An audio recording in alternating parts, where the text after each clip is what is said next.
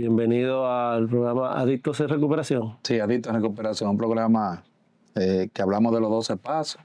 Hablamos de 12 pasos, hablamos del programa que hay, hablamos de las herramientas que hay para mantenerse limpio para el adicto que todavía está sufriendo. Hoy tenemos un invitado. Un invitado se llama igual que usted. Yo me llamo igual que yo, Fran. La diferencia es que él es tatú. Fran Tatú, le dicen Fran Tatú, Fran Review, Sí. artista plástico. Trabaja el reciclaje también, vaya la payola, pero tremenda persona que en mi proceso ha sido clave en mi proceso. Y de verdad que muy agradecido que esté aquí con nosotros. Bienvenido, Fran. Bienvenido. Gracias, mi hermano, por invitarme a dar un poco de luz a esta sociedad sobre la problemática de la adicción.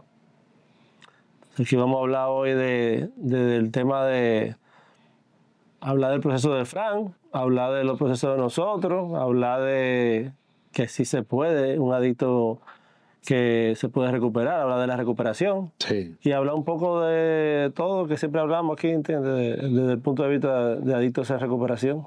Así es. Nada, escuchando a Fran con su experiencia, cómo lo ha hecho. Exacto. El día de hoy, el tiempo que tiene en recuperación. Y sobre ese mensaje, tú sabes, que hay gente que uno escucha el mensaje, pero muchas veces se enganchan del mensajero. ¿Tú me entiendes? Entonces aquí estamos para escuchar el mensaje.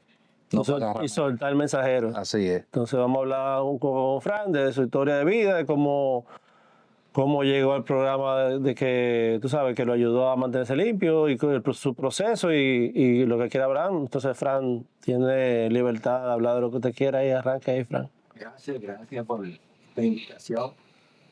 Bueno, para empezar, como yo tengo que hablar de mi niñez, porque todos los problemas, la mayoría de los problemas los vamos arrastrando de la niñez.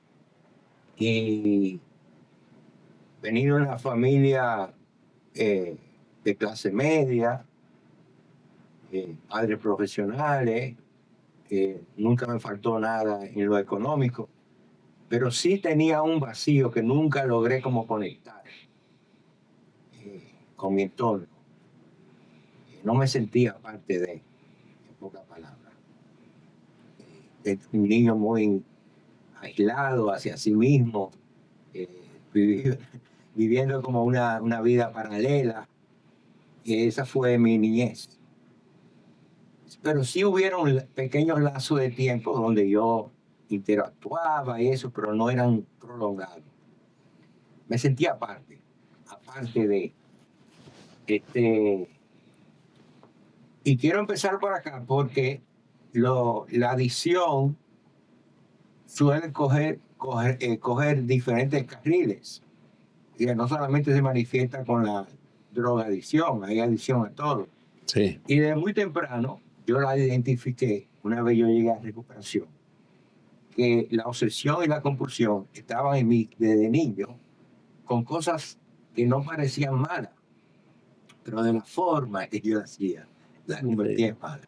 Que, por ejemplo, las potalitas, los álbumes de potalitas de mi época, los peloteros, la caneca para jugar, la belluga, todo eso era compulsivo y obsesivo. Sí. De una manera que ya no era funcional. Y haciendo, tomando lo paralelo y decir, mira, robaba para consumir. Mentira, manipulaba, todo eso. O sea, lo mismo que hace un drogadicto en la calle, lo hacía yo siendo un niño, con la postalita, con la... Bueno, entonces mi niñez fue tornándose en esa dinámica hasta que llegaron momentos que le llegan a cualquier ser humano, de una ruptura de mi padre, un divorcio, y eso honestamente me marcó. Me identifico. Yo hasta me llegué a sentir culpable. Y sí, yo era un niño. Y no lo ventilé, no lo hablé, me lo tragué. Sí. Y ya con 11 años de edad, bueno, yo recuerdo una vez que mi padre me dice, oye, vámonos para la playa, antes de la ruptura del divorcio. Y yo dije, no, yo no quiero ir. Y a mí me encantaba ir a la playa. Me encantaba la naturaleza, la playa. Yo me divertía bastante cuando íbamos a la playa de Boca Chica, por ejemplo. Y yo me negué a ir.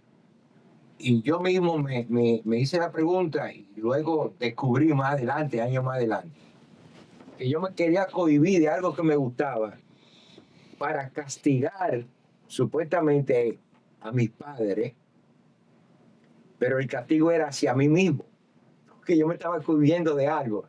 Y para justificarme, mira, me abandonaron cuando ese carro salió de esa marquesina y yo miré por la ventanita, tú ves que no me quieren, me abandonaron. Era como que yo me sometía a un castigo para probar que lo que yo estaba pensando, lo que yo estaba sintiendo era cierto. Ya de ahí yo sabía que yo tenía problemas. O sea, Sí, pero ya eso usted, disculpe, fue identificando la medida. Que trabajó el programa. Ya. No, y yo me identifico con Fran porque yo me veo en los mismos patrones. Incluso Fran y yo comenzamos a hablar de hace muchos años atrás de su proceso. Y eso mismo que Fran estaba viviendo, lo viví yo con los niños, con la postalita, con los videojuegos, con la presentación de los amiguitos. Yo le tumbaba a mi mamá de su Sí, cartera por eso le para pregunto. comprar presentación de los amiguitos. Los mismos patrones que yo lo veo. Por eso Fran y yo tenemos una relación muy, muy, muy estrecha. Sí. Porque yo me identifico muchísimo con su proceso, porque yo, ese niño Fran, es el niño Fran, vaya redundancia, soy yo también, ¿entiendes? Y me veo en él sin consumir, estamos hablando del niño, ¿entiendes? Que mis padres se separaron, cuando mis padres se separaron, mi familia, mi mamá me lo dice, tú hiciste un cambio como 360 grados, que era otro Fran. Yo, Fran, de que mi papá y mi mamá se separaron, yo cambié de ser un niño amoroso, un niño súper, a ser un niño lleno de odio, súper introspectivo. Yo me acuerdo que yo me volví que metálico y yo creía estar en el diablo, creía yo era fui satánico. alternativo también. Y que no creía en nada y me juntaba con todos los amiguitos que eran antisociales. Yo hice un A mí me cambio. pasaba igual, escúchame, con los muñequitos. Si yo veía a Superman, ya yo me sentía Superman. Lo Si identifico. era el hombre araña, ya yo andaba tirándote la araña. Me tiraba. Que eran cosas que estaban fuera de eso. Pero eso fue que le pregunté a Frank que desde cuándo él comenzó a identificar que la situación de él viene desde la niñez. Trabajando el programa. fue una vez yo llegué al programa. El programa de 12 pasos, el programa de 12 pasos. Sí, Es un proceso que aún no ha concluido. sí. Porque a medida que uno va despertando a través de la práctica de lo que el programa a mí me invita a hacer, uno va ampliando la conciencia y se va dando cuenta que de que uno tenía cosas, pasaron cosas que realmente nunca pasaron, pero que nosotros las creamos en nuestro imaginario, como que sí, como que pasaron. Vienen siendo sentimientos encontrados a medida que va pasando el tiempo. Óyeme, yo soy un laboratorio de fabricar cosas positivas como negativas. Me identifico. Y para yo salirme con la mía, justificar cualquier cosa. Entonces, en el programa es donde eso se ha ido aclarando y ha salido la verdad poco a poco a relucir. Exacto. Sí, como incluso lo que Fran estaba hablando, a mí me pasaba que yo llegué al programa 12 Pasos pensando que todo era un castigo de Dios, que Dios, este no es un programa religioso, pero sí espiritual. Yo pensaba que Dios me había castigado, que Dios me había hecho qué sé yo qué. Y era yo mismo que me causaba muchísima vaina y siempre se le achacaba a Dios, que Dios me puso esta prueba, que me puso este castigo, que mi hermano, ustedes son consecuencias de todo lo que usted estaba haciendo, que era, tú sabes, que me llevaban a eso, pero yo siempre quería justificar. Cuando yo no tenía a alguien que culpar, ¿a quién yo buscaba? Cuando no tenía a nadie alrededor, a Dios. Porque ya, yo no iba a asumir la culpa de mi consecuencia, ¿entiendes? Entonces eso lo veo desde niño. No, y que también a la misma vez en consumo, tú sabes, yo llegué a ese punto también de pedirle a Dios también que me sacara de ahí. Ah, me identifico. ¿Tú me entiendes? De papá Dios, yo no quiero esto, pero que había como algo, que es la parte que hablamos mucho, la parte de negación, que la cuestión es que cuando tú la tienes ahí te olvidas de todo el mundo y cuando tú estás desbaratado es que tú buscas a Dios. Entonces, gracias a Dios, con el programa que yo he encontrado a la misma vez que ustedes lo han hecho, es que yo he ido, lo he ido haciendo poco a poco. ¿Entiendes? Efectivamente. Sí. Y para empezar con la cosa del consumo, la primera vez que yo tuve contacto con drogas fue con la droga legal, que fue con el alcohol. Sí, Identifico. porque el alcohol es una droga, sí. Yo tenía Yo tenía, qué sé yo, 7 años, algo así. Mis padres salían los fines de semana y en la casa había un barcito. Y a mí no me gustaba lo que hacía, el aspecto físico de la droga, o sea, cuando te ardía el estómago, el Sí. esófago, eso a mí no me gustaba. Entonces yo lo adulteraba con azúcar morena y Me refresco rojo. Coño, esto era químico. Sí. identifico. Y yo tenía 7 años, entonces, ¿qué es lo que a mí siempre, qué es lo que me llamaba la atención? Era que me sacaba de mí y me Sí. presentaba otro ser que yo como que me abrazaba, o sea, como que yo me sentía a gusto con ese ser que yo conocí a través de la droga. Eh, y recuerdo que no solamente yo me conformaba con el bus o la nota del momento, sino que yo aceleraba esa nota porque empezaba a correr en la casa para que la cabeza me diera vueltas rápido. Y yo tenía 7 años. Entonces, obviamente, yo enfoqué mi recuperación, que bueno que lo hice así, desde mi niñez. Sí. Recogí todos esos episodios que yo viví. La enfermedad que yo tengo es progresiva. Yo eso no lo sabía hasta que llegué al programa de 12 Pasos. Empezamos con una cosa y terminamos con otra.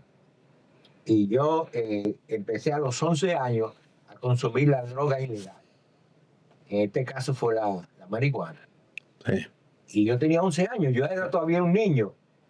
Y ahí es como el punto de partida donde yo digo, donde mi vida dio un cambio brutal. Porque todos los sueños que tenemos cuando niños, que yo quiero ser bombero, que yo quiero ser esto, se fueron esfumando, pero de una manera vertiginosa. Sí. Todas las aspiraciones que yo tenía se fueron poniendo en queue, en pausa, está en pausa, en pausa. Y en la escuela, mi grado académico, después de, a pesar de todo, yo tenía primero y segundo cuadro de honor. Yo sacaba. Yo quería ser un arquitecto, un diseñador, porque yo tengo una facilidad con las artes. Sí. Increíble, desde niño. Entonces, yo soñaba con eso. Bueno, la cuestión es que todo eso se fue quedando en pausa. Y mi vida se fue tornando un poco difícil. Gradualmente. Repetí el octavo como 4 veces. Mi papá tomó la decisión de no invertir más en educación mía y de mi hermano. Y que si nosotros queríamos ir a una escuela pública, pues está bien, porque él no iba a pagar. Y en la escuela pública que yo entré fue en el Liceo Paraguay de Ciudad Nueva, porque el estatus cambió en el divorcio de mi papá de vivir en Gascue, pasamos a vivir en Ciudad Nueva, Sí. en el Cambronal con José Gabriel García. Era la época del movimiento hippie que estaba ya saliendo la guerra de Vietnam y resultaba muy llamativo el peace and love y la cultura de la época y los tabacos. Y mi primer tabaco fue a los 11 años de edad. Ahí fue que se te disparó realmente la enfermedad. Una vez más haciendo hincapié en que no me gustó el ardor en los ojos y un dolor de cabeza enorme, pero sí me gustó la nota. O sea, que me escapé de mi pellejo. Me sentí otra persona, ¿no? Y al día siguiente, a pesar de lo inconveniente, el dolor de cabeza y de los ojos explotándose, yo estaba buscando y encontré de nuevo. Entonces mi vida ahí empezó a ir cuesta abajo, que yo no sabía hasta que llegué al programa. Ya, ahí es que usted entendió que te tenía una enfermedad que no tiene cura conocida. Todavía no sabía que tenía una enfermedad, pero analizando desde ahora, empezó a ir cuesta abajo. Ya no me interesaba la escuela. Ya lo que me interesaba era seguir adelante en ese proceso, porque me estaba sintiendo, o sea, escuchado por los muchachos de la esquina, el amor de la casa que no se me daba, no se me brindaba, yo lo buscaba con los compañeros de consumo de la esquina. Sí. Y empecé a complacer a los más mayores. Ahí al conde a robar para los más mayores, que era lo que daban la sustancia, ¿no? Sí. A robarle correa, a enflomar. Cuidado, que ahorita te buscan. Mira, que tú No, no pero fumas. eso hace Ya usted trabajó esa parte. Pero mal no existe ya. ya eso no existe, la margarita que vendían juguetes, A mí me daba miedo el Santa Claus de la Margarita. el Santa Claus. Me daba un miedo. No me haga cosquillas, ojo. Me daba un miedo Santa Claus.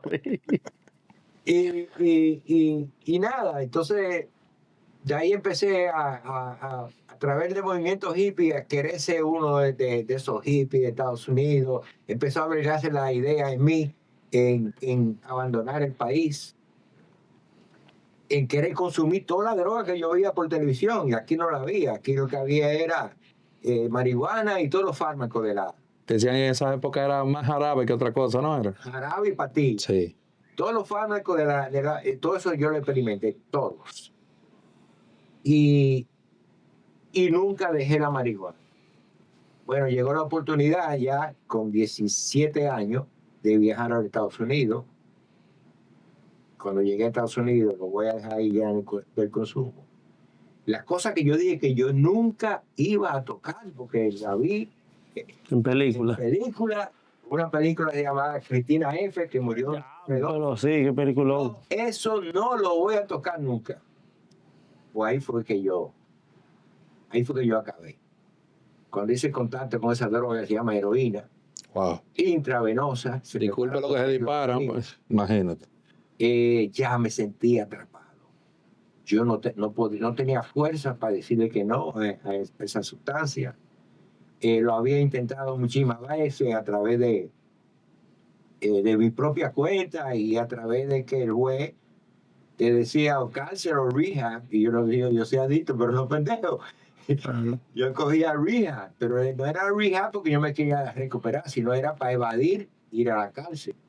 Sí. Entonces, todos esos mecanismos a mí no me funcionaron, no bastaron. Y de eso estábamos hablando ayer, excusa que me interrumpe, de tercera tradición, que el único requisito para ser miembro es a consumir. Uno puede venir a 1000 programas, pero si tú no tienes el deseo de parar de consumir, nadie te puede ayudar. Sea el programa que sea, si tú no tienes ese deseo de parar, y aparte de accionar lo que estábamos hablando, de tener el deseo que te ayuden, te den herramientas, el programa 12 pasos, el programa que sea, pero también accionar para mantenerte limpio, porque yo muchas veces también de chiquito quería parar, pero yo no tenía, ni accionaba, tenía el pensamiento cuando tocaba un fondo, una vaina, pero si yo no, hasta que yo no conocí el programa, no duró un tiempo limpio, y aún conociendo el programa, yo quería hacerlo a mi forma, y yo tuve muchísimas recaídas, ¿entiendes? Y todavía, ¿entiendes? Con un tiempo limpio yo pensaba que no, que ya yo me había curado, que ya yo podía manejar ciertas cosas, y volví al mismo espacio por querer tener un control, tú sabes, un falso control de eso mismo, porque tenía el deseo y se me había ido el deseo, y automáticamente se me va el deseo de parar de consumir, que yo creo que controlo, me fui para el carajo. Entonces, esto es una cuestión muchas veces de tiempo, porque el deseo puede venir de consumir y se me va el deseo de mantenerme limpio. Y si el deseo de mantenerme limpio se fue y viene el deseo de consumir, ¿entiendes? En mi caso ha sido, entonces ese deseo de parar y trabajar el programa, como nos estamos hablando, tiene que estar presente y trabajándose constantemente, pues no fue que yo me curé ya, de que ya. Sí, porque también esa es otra. Tú Que la gente dura un tiempo limpio de que ya dejó de consumir. En mi caso ha sido así. Y ya de que ya yo me curé, yo pienso que ya yo. Sí. Eso fue una época, que eso fue vaina de muchachos, que eso fue un desliz. Que eso no, Hay gente que dicen que, hay gente que sí. que hay ya gente, quemaron esa etapa. Oye, hay yo me gente he que sí. topado con compañeros que me han dicho, no, Nathan, ya yo quemé esa etapa. No, y hay gente que no tiene problema, Neita. Mira, Sí, estoy hablando con ese Fran ahorita. Hay gente que no tiene Sí. problema. Hay gente Sí. que, pero en mi caso, yo he tenido que aguamazo limpio, a romperme la boca muchas veces, aprender que yo tengo un problema. Sí. Y lo veo desde niño y aún pienso, no, porque eso, no, men, y es de niño, con la portalita, con los videojuegos, con lo esto, con la compra de estación, desde antes de consumir. Y yo soy obsesivo compulsivo, ¿entiendes? Y tengo un problema que, tú sabes, muchísimas vainas que tengo que trabajar y vérmelas, y no se me pudo olvidar. No, Se me olvida la vaina. Y me gustó esa parte donde Fran, el compañero, dice que él está identificando que ya los problemas vienen desde la niñez. Ahí yo me doy cuenta de que yo no soy el único que viene arrastrando también esa situación, porque yo me acuerdo que yo llegué a toparme con cartas de esas pornográficas a los 9 años. Una vez me encontré a los 10, yo lo que me iba por un monte y mierda, que heavy. Y la clavaba bajo la tierra, una vaina, y después al otro día era una adicción de volver. ¿Tú me entiendes? Entonces, de ahí también esos patrones de conducta, de cosas que yo hacía, que no son normales. Como tú agarras y que un pote de pastillas, metételo, coges 2 cervezas, metete abajo la cama derecha, déjame ver si yo no me voy a morir ahora. Tú sabes, es un tema que ahí hasta el doctor le dijo, mire doña, él está buscando la forma de cómo arrebatarse.